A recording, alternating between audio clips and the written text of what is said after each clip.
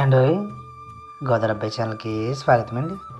ఇలా వీడియో ఏంటంటే మన తణుకులోను ఒక భోజనం హోటల్కి అయితే నేను వెళ్ళానమాట.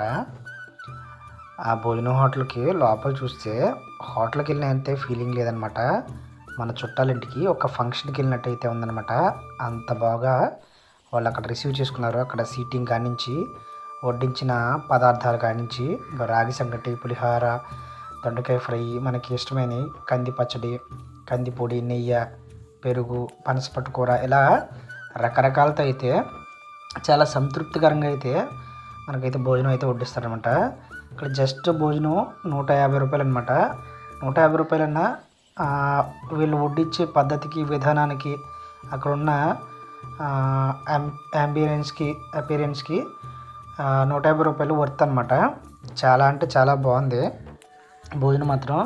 ఇక్కడ కూరలు కూడా చాలా హెల్దీ అయిన కూరలు అనమాట. రకరకాల కూరలు, పనసపట్టు కానించి, తర్వాత మొలకల కర్రీ కానించి, ఆనపకాయ కానించి మొత్తం అంతా అయితే చాలా బాగుందన్నమాట.